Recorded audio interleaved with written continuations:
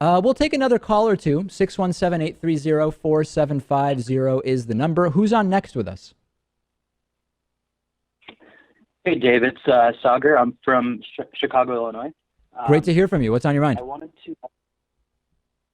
I actually just saw a video of yours from yesterday regarding, I guess, independent media and the role that. Well, I guess this is really about the corporations having kind of an oligarchy. I kind of connected this to the idea of having independent media that doesn't necessarily rely on sponsors or corporate sponsors, at least, and instead relies on subscribers.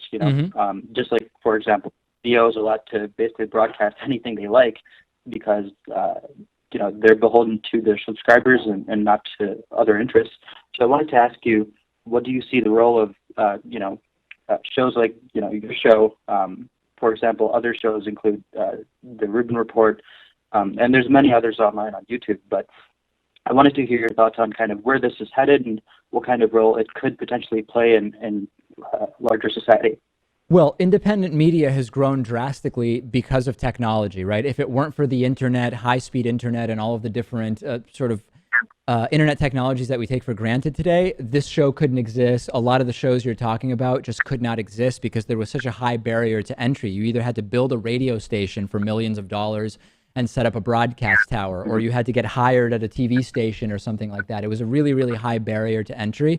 So my hope is that as technology becomes a democratizing force, that we'll have more and more programs. Now, the counter to that, or the concern always is, when you lower the barrier to entry, it can be harder to discern what's quality and what isn't quality. But the internet, reputation economies, upvotes and downvotes, these things do have a role to play, and they can help us sort of figure out what should float to the top.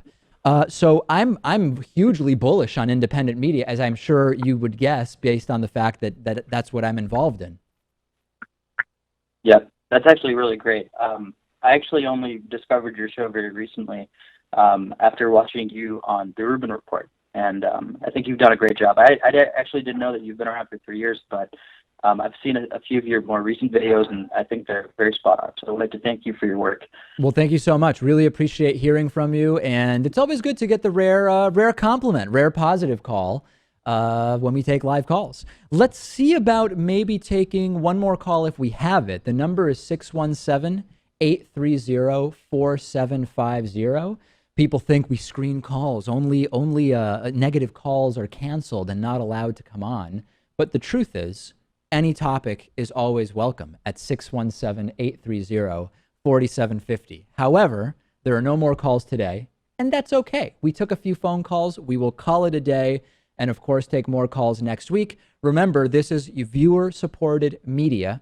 You can sign up for membership at davidpakman.com/membership. Gamefly is sort of like Netflix for video games. They have over 8,000 new and classic games for Xbox One, Xbox 360, PS4, PS3, Wii, and a bunch of other platforms. And you can play as many games as you want for one monthly fee. And if you find some games you want to keep, you can buy them for a low used price. There's never any due dates or late fees. And our audience can get a free 30-day trial at gameflyoffer.com/TDPS. The games are shipped directly to you with return envelopes included. There's no contracts, and you can rent games through the mobile app. Get the free 30-day trial for the David Pakman Show audience and support our show by going to gameflyoffer.com/TDPS.